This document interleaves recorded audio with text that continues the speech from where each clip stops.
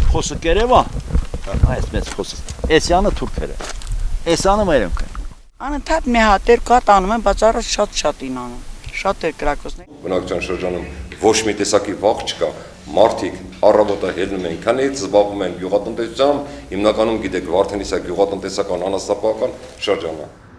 Վարդենիս համայնքի ղեկավար Ահարոն Խաչատրյանի դիտարկումները վերաբերում են նաև Կախակն բնակավայրին, որտեղ այսօր 264 մարդ է ապրում։ Վերջին տարիներին գյուղի բնակչության թիվը զգալիորեն նվազել է։ Պատճառները տարբեր են՝ անվտանգայինից մինչև սոցիալական խնդիրները։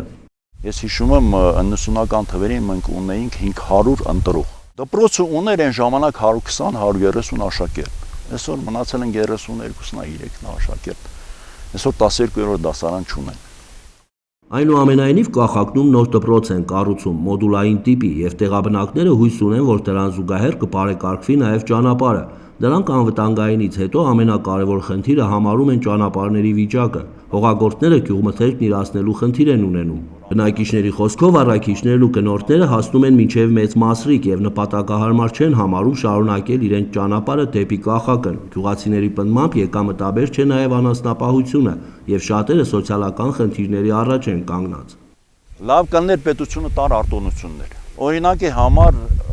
կապված լույսի հետ, կապված հողի հարկերի հետ։ Համայնքը քանի որ մեծ մասը փախստականներով բնակեցված են։ Այդ տարիների ընթացքում դե տուն-տեղ թողել եկել ամեն մեկը մի ձև տեղավորվել, այ մի կուտակվել է պարտքեր, որ չեն կարողանում վճարել։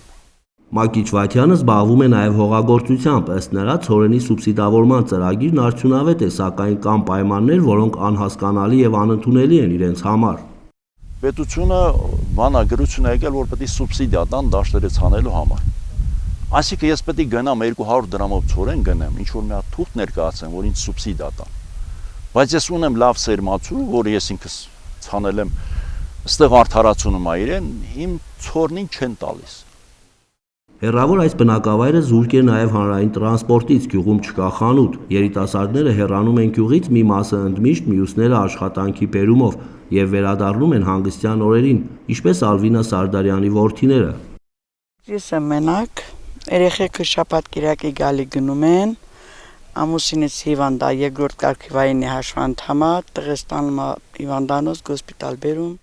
Ալվինայի ամուսինը Արցախյան ազատամարտի մասնակից է, 1994 թվականին ծանր վիրավորում է ստացել եւ մինչ օրս բուժման կարիք ունի։ Նշում է, եթե խաղաղ միջավայր լինի եւ մի փոքր ուշադրություն կառավարության կողմից, երիտասարդներն էլ կվերադառնան եւ իրենց տան դռան վրա կաշխատեն։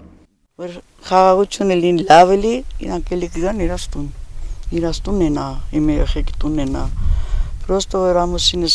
ստե դե չկա աշխատանք ստիված, թոշակո չեն կալ, մեծ ընտանիք ենք։ Մակիչ Վաթյանն այնքան էլ լավատես չէ, պնդում է, մի քանի տարի հետո գյուղում կմնան միայն տարեսները, եթե պետական հատուկ վերաբերմունք եւ մոտեցում չլինի։ Որոշ մասը քաղաքում աշխատում այսօր, հետ է գալի մեկ-մեկ, բայց մի տարի, երկու տարի հետո նրանք էլ հետ չեն գա եւ կմնան ծերերը, որովհետեւ չկա պայմաններ։ Այսօր